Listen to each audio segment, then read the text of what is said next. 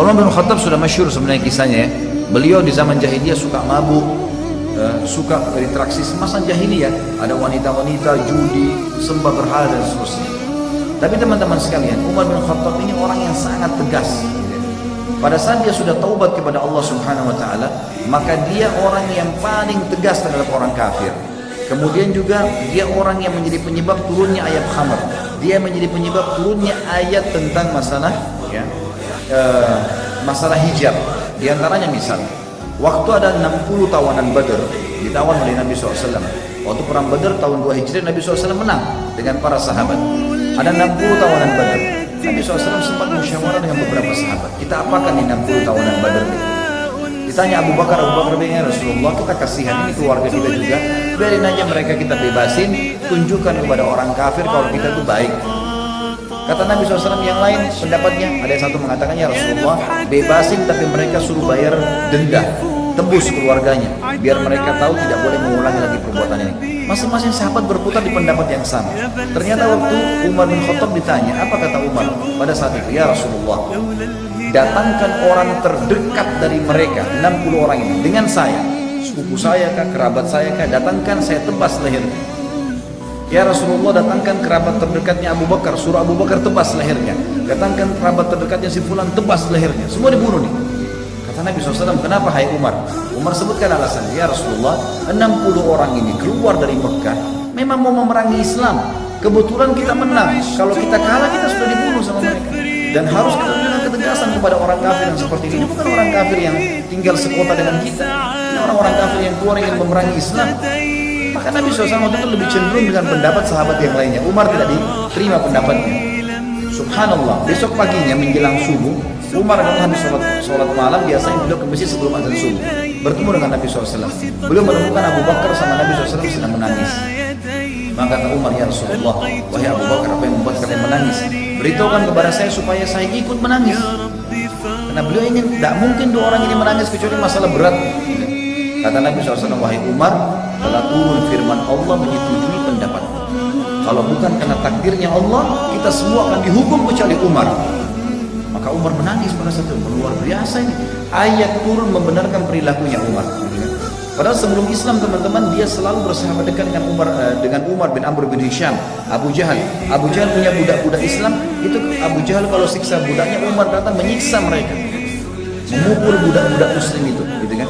Sampai malam Umar berkata, saya berhenti siksa kamu. Pada orang Islam, saya berhenti siksa kamu karena saya capek saja. Bukan karena saya mau berhenti siksa kamu, bukan karena kesian, tidak. Umar bin Khattab pernah berjaga-jaga malam di Mekah. Jadi Mekah itu teman-teman, kalau meja seperti meja ini kota Mekah, pintu masuknya dan pintu keluar cuma satu. Bisa di posisi saya ini, daerah selatan kota Mekah. Kiri kanannya gunung, di belakangnya tembok yang tinggi. Gak bisa orang keluar masuk Mekah dari pintu ini. Dan kaum muslimat itu didesak, dikepung, tidak boleh berdakwah. Kalau ada yang berdakwah digebukin sampai dibunuh. Boleh dibunuh orang Islam yang mendakwah pada saat itu. Kalau ada orang dari luar Mekah tanya tentang mereka, digebukin orang yang tanya itu. Mereka juga nggak boleh keluar dari Mekah. Itu luar biasa, diisolasi, nggak bisa buat apa-apa. Sampai akhirnya Nabi SAW bilang kepada para sahabat, coba ya keluarlah kalian dari Mekah, silakan keluar. Maka keluarnya waktu itu ke Ethiopia, ke Habasyah namanya. Ada satu perempuan dari suku Adi, namanya Ummu Abdillah. Suku Adi ini sukunya Umar bin Khattab. Perempuan ini karena tahu malam itu kebetulan yang berjaga-jaga di pintu gerbang Umar ini sangat tegas, dibunuh orang. Kalau dia nggak suka dibunuh sama dia. Maka Ummu Abdillah naik gunung teman-teman sekalian, gendong anak kecil namanya Abdullah, gendong anak kecilnya naik gunung ini tinggi, turun sampai ke bawah. Kebetulan Umar bin Khattab ini dari pintu gerbang keliling lewat gunung itu, dilihat Ummu Abdillah turun menjelang subuh, turun dari gunung. Dia kaget, dia bilang, Ummu Abdillah? Kata Ummu Abdillah, iya. Kata Umar, apa yang membuat kau naik gunung, turun gunung, bawa anak kecilmu? Kata Ummu Abdillah, wahai Umar, kalian ini kenapa melarang kami ibadah di Mekah? Kami juga mau keluar dilarang. Saya naik gunung karena kalian larang. Kalau lewat pintu gerbang kau akan membunuh saya. Kata Umar, tidak akan sampai begitu. Tapi pergilah. Kau mau kemana? Dia bilang, saya mau ke Ethiopia, mau hijrah, mau ibadah. Kata Umar, semoga keselamatan menyertaimu. Pergilah Ummu Abdillah. Ternyata karena Umar sempat ajak ngobrol, sahabat-sahabat yang lain di mau hijrah sudah nunggu di ujung lembah. Begitu Ummu Abdillah dekat, mereka tanya, wahai Ummu Abdillah, dari mana kamu? Kenapa telat? Kata dia, tadi saya turun gunung gitu kan. Apakah ada orang yang lihat kamu? Dia bilang nggak ada kecuali Umar. Gitu. Kata-kata kecuali Umar, orang-orang pada tahu Umar itu musibah besar. Ini orang benci sekali dengan Islam gitu. Kata Ummu Abdillah, tidak kok, dia doain saya kebaikan. Kata mereka, ada satu orang bilang, mungkin Ummu Abdillah kau penyebab Umar masuk Islam.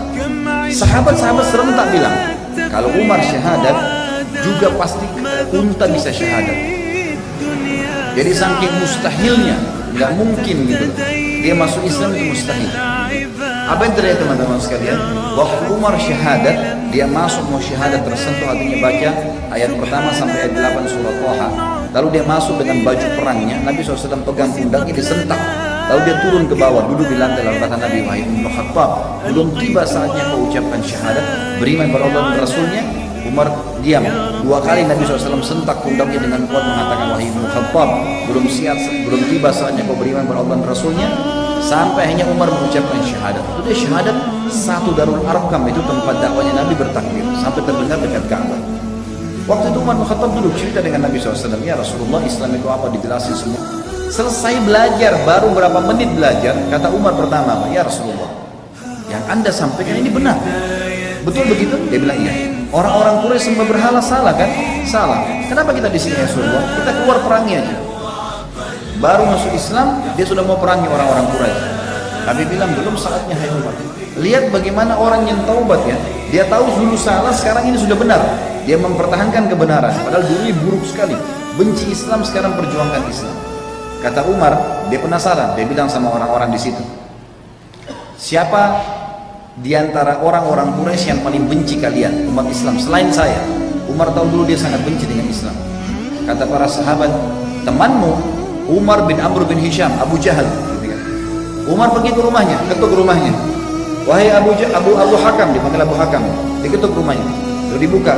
Pas Abu Jahal buka, lihat Umar mau dipeluk, teman dekatnya. Kata Umar, sebentar dulu, kau udah tahu belum informasi? Kata Abu Jahal, apa informasinya? Langsung Umar bilang, asyhadu an la ilaha illallah wa anna Muhammadar Rasulullah. Syahadat depan temannya. Dan Abu Jahal tahu betul ini orang benci sekali dengan Islam. Abu Jahal tidak bisa betul, kaget, dibanting pintu, dia cuma mengatakan, tambanlah kecelakaan buat kamu. Umar balik lagi ke Darul Arqam, tanya lagi sahabat, siapa orang yang tidak bisa simpan rahasia dari Quraisy? Jadi ini kalau kita sekarang media, ini ahli gosip. Maka kata mereka, ya, Jamil bin Muammir. Kata Umar, di mana dia? Dekat Ka'bah. Abdullah bin Umar meriwayatkan kisah anaknya Umar bin Khattab, datang mengatakan, saya ikuti ayah saya, dia duduk di sebelahnya Jamil. Lalu Umar berkata, wahai Jamil, kau udah tahu belum informasi baru? Kata Jamil, apa itu? Dia bilang, asyhadu an la ilaha illallah wa anna Muhammadar Rasulullah. Begitu Umar mengucapkan, kata Abdullah bin Umar, anaknya Umar meriwayatkan, Jamil, demi Allah tidak lihat wajah ayah saya berdiri, lalu naik di atas sebuah batu teriak, Umar telah murtad. Satu Mekah datangi Umar, anak-anak muda di situ. Wahai Umar, apa benar kau murtad? Kata Umar, tidak. Tapi asyhadu an la ilaha illallah wa anna Muhammadar Rasulullah. Syahadat. Maka mereka mengeroyoki Umar dari pagi sampai maghrib.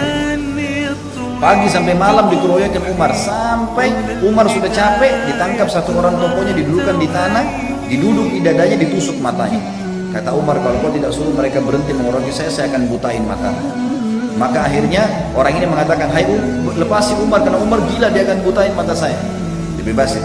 Besok Umar datang habis mandi keliling Ka'bah, teriak lagi, asyhadu an la ilaha illallah wa anna Muhammadar Rasulullah. Diiklankan Islam. Orang keroyokin dari pagi sampai terbenam matahari, berantem terus capek, tangkap tokohnya satu orang Quraisy, jatuhin di tanah, dudukin dadanya, ditusuk matanya. Kau tidak melepaskan mereka, tidak suruh mereka bubar, saya butain matamu. Suruh bubar. Hari ketiga begitu lagi. Hari keempat Umar syahadat, gak ada yang berani lagi. Sudah gak ada lagi yang melawan Umar. Jadi luar biasa. Waktu mau hijrah dia teriak, pakai baju pedang, baju perangnya, bawa pedangnya, lalu dia tawaf. Orang-orang sudah tahu nih, Umar berarti mau keluar nih, mau kemana? Semua, kata Abdullah bin Mas'ud, kami semua hijrah ke Madinah dalam kondisi sembunyi-sembunyi kecuali Umar. Setelah tawaf dia mengatakan, wahai Quraisy, siapa yang mau istrinya jadi janda, ya, dan siapa yang mau anaknya jadi yatim, maksudnya dia mati, temui saya di belakang bukit ini karena saya mau hijrah ke Madinah. Dan tidak ada yang menemui Umar radhiyallahu anhu. Jadi sebelum Islam kita lihat buruk sekali, kan gitu, buruk. Jadi teman-teman, kalau ada orang yang pernah membunuh, pernah mencuri, pernah berbuat kejahatan apapun, seburuk apapun, mana ada yang lebih buruk daripada perbuatan ini seperti ini. Tapi subhanallah, setelah hijrah berbeda. Ini bukan aib kita mengatakan iya ini aku sekarang, perubahan total. Umar dulu suka mabuk, lalu tiap hari dia berdoa, ya Allah turunkan ayat mengharamkan minuman ini, sampai turun ayat pengharaman khamr. Juga hijab, kata Nabi SAW, kata Umar kepada Nabi SAW, ya Rasulullah, di rumah anda sering bolak-balik laki-laki datang bertanya, gitu kan, bertamu bertanya. Kalau seandainya anda turunkan hijab antara anda dengan antara istri anda dengan tamu-tamu itu, maka turun ayat hijab membahas masalah itu, ayat tentang jilbab, dan ada 13 kurang lebih ayat-ayat Al-Quran semuanya turun karena Umar radhiyallahu anhu. Dan beliau teman-teman sekalian sangat terkenal selain kekuatan imannya juga nasihat-nasihatnya. Contoh, Umar salah satu nasihat yang sangat menyentuh kalau misalnya membahas masalah taubat, dia bilang, jika engkau ingin mencelah, dia bilang setelah dia taubat dia membahasakan ini, jika engkau ingin mencelah pada seseorang, jika engkau menemukan celah pada seseorang dan engkau hendak mencacinya, maka cacilah dirimu dulu, karena celahmu lebih banyak darinya. Jika engkau ingin memusuhi seseorang, maka musuhilah perutmu dulu, karena tidak ada musuh yang lebih berbahaya bagimu selain perutmu. Jika engkau ingin memuji seseorang, maka pujilah Allah, karena tidak ada seseorang yang lebih dalam memberi ya kepadamu dan lebih lembut dan santun padamu selain Allah. Jika engkau ingin meninggalkan sesuatu, maka tinggalkanlah kesenangan dunia, karena bila engkau meninggalkannya maka engkau akan terpuji.